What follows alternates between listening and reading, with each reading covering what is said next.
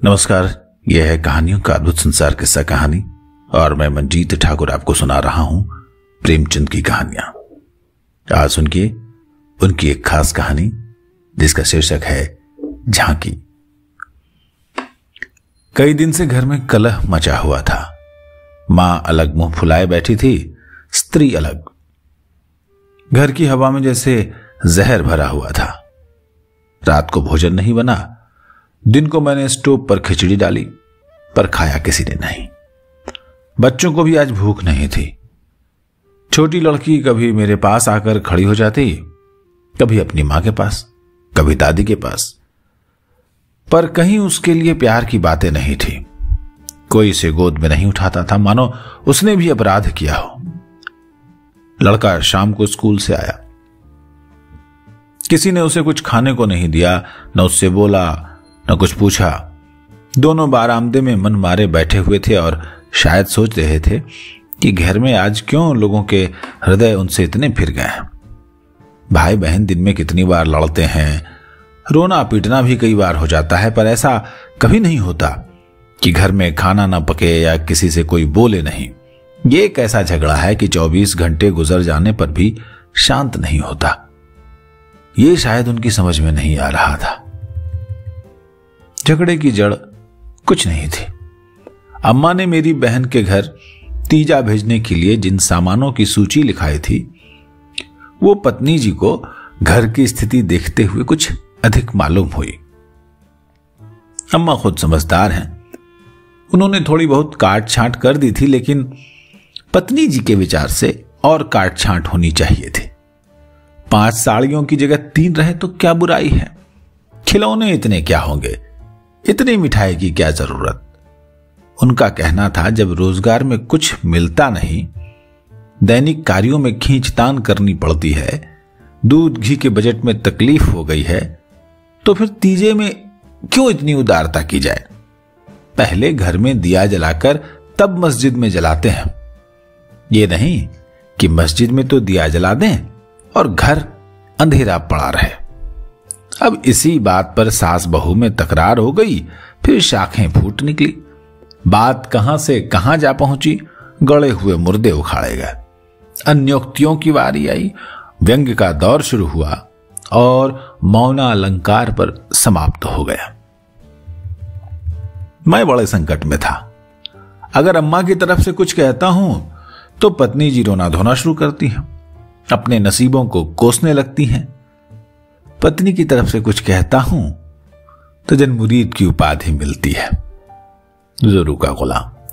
इसलिए बारी बारी से दोनों पक्षों का समर्थन करता जाता था, पर स्वार्थवश मेरी सहानुभूति पत्नी के साथ ही थी। खुलकर अम्मा से कुछ नहीं कहा जा सकता था, पर दिल में समझ रहा था कि ज्यादती तो इन्हीं की है। दुकान का ये हाल है कि कभी कभी बोहनी भी नहीं होती, असामियों से टका वसूल नहीं होता, तो इन पुरानी लकीरों को पीटकर क्यों अपनी जान संकट में डाली जाए। बार बार इस गृहस्थी के जंजाल पर तबीयत झुंझलाती थी। घर में 3 तो प्राणी हैं और उनमें भी प्रेम भाव नहीं। ऐसी गृहस्थी में तो आग लगा दी जानी चाहिए। कभी कभी ऐसी सनक सवार हो जाती कि सबको छोड़ छाड़ कर कहीं भाग जाऊं। जब अपने सिर पड़ेगा तब इनको होश आएगा, तब मालूम होगा कि गृहस्थी कैसे चलती है। क्या जानता था कि यह विपत्ति झेलनी पड़ेगी, नहीं तो विवाह का नाम ही नहीं लेता। तरह तरह के कुत्सित भाव मन में आ रहे थे। कोई बात नहीं, अम्मा मुझे परेशान करना चाहती हैं। बहू उनके पांव नहीं दबाती, उनके सिर में तेल नहीं डालती, तो इसमें मेरा क्या दोष। मैंने उसे मना तो नहीं किया है। मुझे तो सच्चा आनंद होगा यदि सास बहू में इतना प्रेम हो जाए, लेकिन ये मेरे बस की बात नहीं कि दोनों में प्रेम डाल दूं। अगर अम्मा ने अपनी सास की साड़ी धोई है, उनके पांव दबाए हैं, उनकी घुड़कियां खाई हैं, तो आज वो पुराना हिसाब बहू से क्यों चुकाना चाहती हैं। उन्हें क्यों नहीं दिखाई देता कि अब समय बदल गया है। बहुएं अब डरकर सास की गुलामी नहीं करती। प्रेम से चाहे तो उनके सिर के बाल नोच ले, लेकिन जो रोब दिखाकर उन पर शासन करना चाहो तो वो दिन लद गए। सारे शहर में जन्माष्टमी का उत्सव हो रहा था। मेरे घर में संग्राम छिड़ा हुआ था। संध्या हो गई थी पर घर अंधेरा पड़ा था। मनहूसियत छाई हुई थी। मुझे अपनी पत्नी पर क्रोध आया।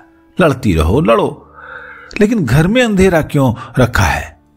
जाकर कहा, क्या आज घर में चिराग नहीं जलेंगे?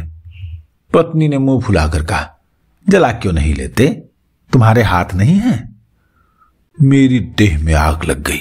बोला, तो क्या जब तुम्हारे चरण नहीं आए थे तब घर में चिराग नहीं जलते थे? अम्मा ने आग को हवा दी। नहीं नहीं, तब तो सब लोग अंधेरे में ही पड़े रहते थे। अब पत्नी जी को अम्मा की इस टिप्पणी ने जामे से बाहर कर दिया। बोली, जलाते होंगे मिट्टी की कुप्पी, लालटेन तो मैंने नहीं देखी। मुझे इस घर में आए 10 साल हो गए। मैंने डांटा था, चुप रहो, बहुत बढ़ो नहीं। ओहो, तुम तो ऐसे डांट रहे हो जैसे मुझे मोल लाए हो, खरीद कर लाए हो। मैं कहता हूं चुप रहो।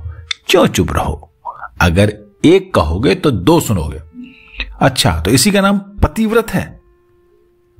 जैसे परास्त होकर बाहर चला आया और अंधेरी कोठरी में बैठा हुआ उस मनहूस घड़ी को कोसने लगा जब इस कुलच्छनी से मेरा विवाह हुआ था।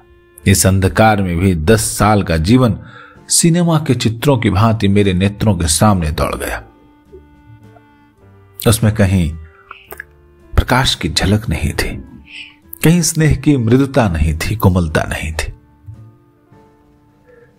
सहसा मेरे मित्र पंडित देव ने द्वार पर आकर पुकारा, अरे आज क्या अंधेरा कर रखा है? कुछ सूझ नहीं रहा, कहां हो? मैंने कोई जवाब नहीं दिया। सोचा ये आज कहां से आकर सिर पर सवार हो गए। जयदेव ने फिर पुकारा, अरे कहां हो भैया, बोलते क्यों नहीं? कोई घर में है कि नहीं? कहीं से कोई जवाब नहीं मिला।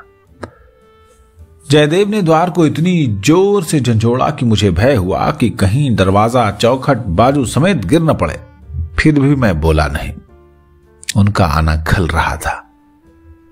जयदेव चले गए। मैंने आराम की सांस ली। बारे शैतान टला, नहीं तो घंटों सिर खाता। मगर 5 ही मिनट में फिर किसी के पैरों की आहट मिली और अब की टॉर्च के तीव्र प्रकाश से मेरा सारा कमरा भर उठा। जयदेव ने मुझे बैठे देखकर कुतूहल से पूछा, रे कहां गए थे जी? घंटों चीखा, किसी ने जवाब तक नहीं दिया। और ये क्या मामला है, चिराग क्यों नहीं जले? मैंने बहाना किया, अरे क्या जाने, मेरे सिर में दर्द था, दुकान से आकर लेते तो नींद आ गई। और सोए तो गोड़ा बेचकर, मुर्दों से शर्त लगाकर। जयदेव ने कहा, अरे हाँ यार, नींद आ गई। मगर घर में तो चिराग जलाना चाहिए था ना, या उसका रिट्रेंचमेंट कर दिया। मैंने कहा, आज घर में लोग व्रत से हैं ना, हाथ खाली नहीं होगा। जयदेव ने कहा, खैर चलो कहीं झांकी देखने चलते हो। सेठ घूरेमल के मंदिर में ऐसी झांकी बनी है कि देखते ही बनता है। ऐसे ऐसे शीशे और बिजली के सामान सजाए हैं कि आंखें झपक उठती हैं। सिंहासन के ठीक सामने ऐसा फुहारा लगाया है कि उसमें से गुलाब जल की फुहारें निकलती हैं।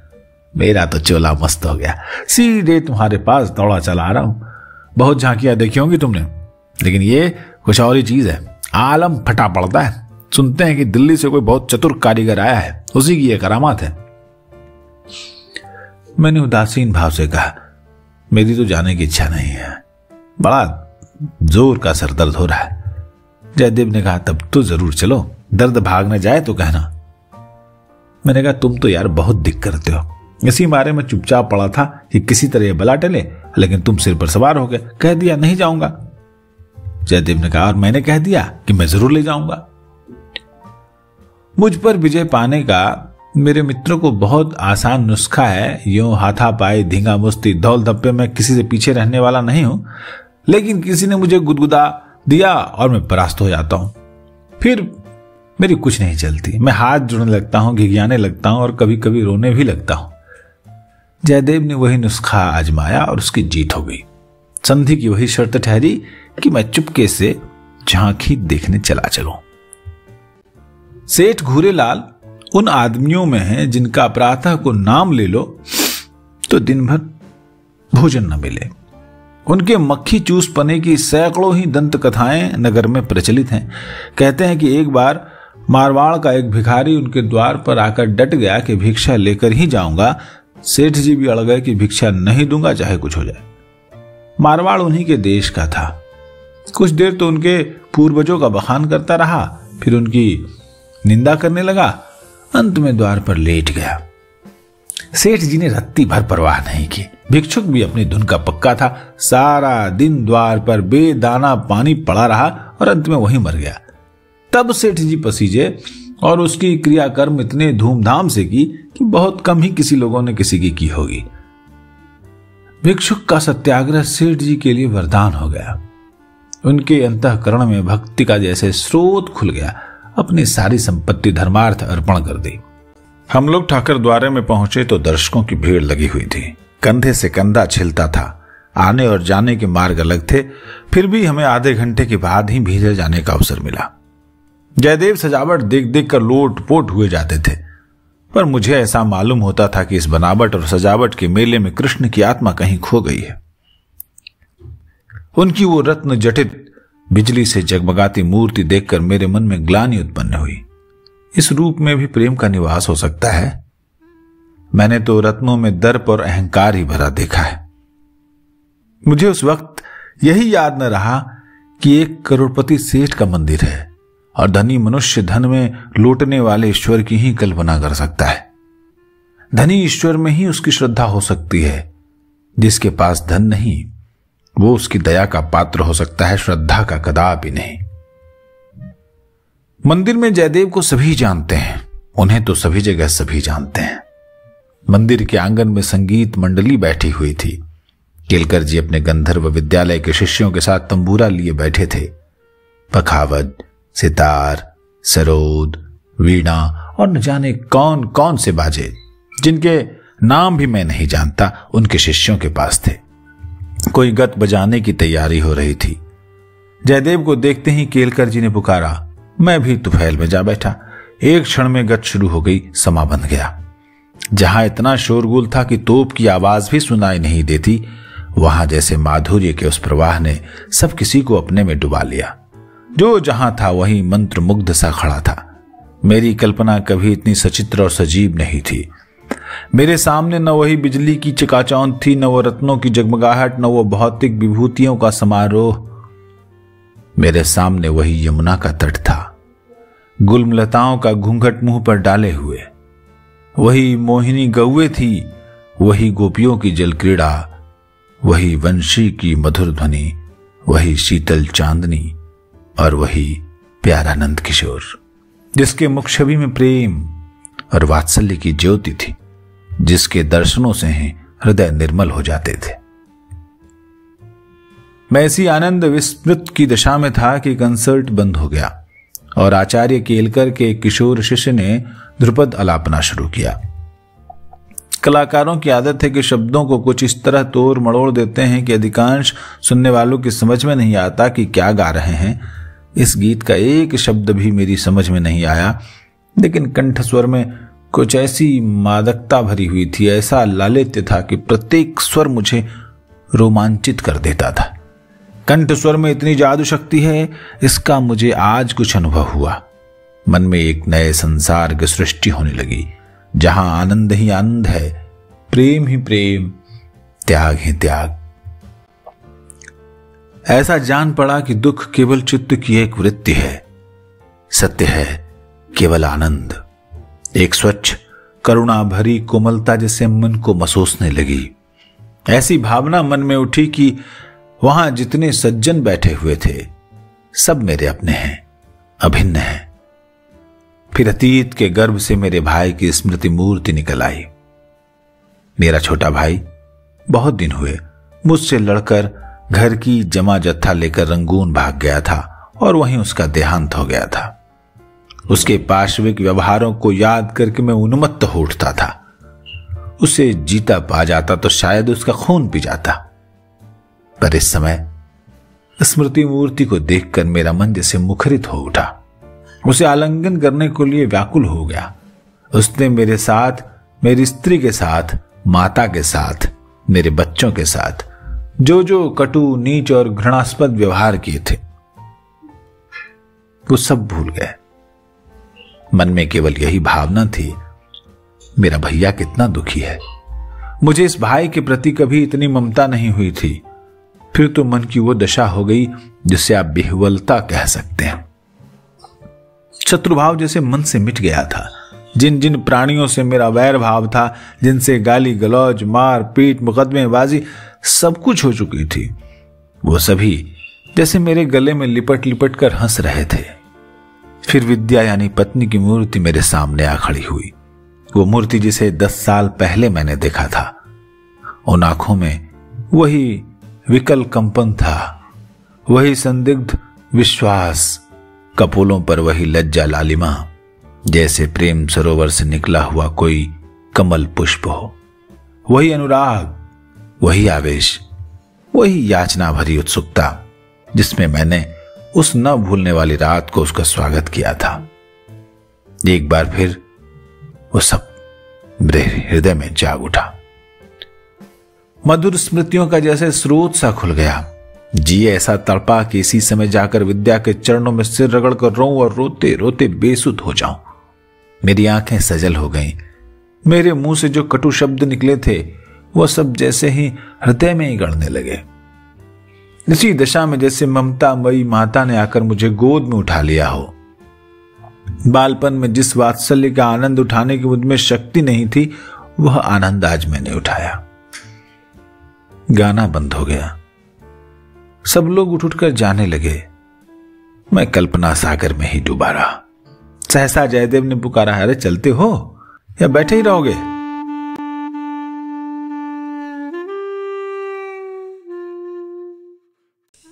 तो ये कहानी प्रेमचंद जी की लिखी हुई कहानी, एक अलग तरह की, जिसमें हृदय परिवर्तन होता है एक व्यक्ति का। झांकी शीर्षक की कहानी बहुत ज्यादा आप लोगों ने नहीं सुनी होगी, लेकिन जो प्रेमचंद साहित्य को जिन्होंने पढ़ा है उनके लिए ये अनजानी कहानी नहीं है। ये किस्सा कहानी है। इस पर हम उत्कृष्ट साहित्य आप तक पहुंचाने की कोशिश कर रहे हैं कि ऑडियो विजुअल के इस दौर में हम कैसे ऐसी छपी हुई प्रिंट वाली कहानियों को आप तक पहुंचाएं। भाषा का अंतर हो सकता है, भाव का अंतर नहीं होगा। प्रेमचंद जी जैसा साहित्य किसी ने हिंदी में लिखा नहीं है आज तक। तो अगर अच्छा लग रहा हो तो इस चैनल को सब्सक्राइब करें, प्रेम दें अपना, कमेंट में बताएं कि कैसा लगा ये सब, और अपने मित्रों को, परिवारजनों को इस चैनल के बारे में बताएं, शेयर करें। आवाज आप सुन रहे हैं मंजीत ठाकुर की। नमस्कार।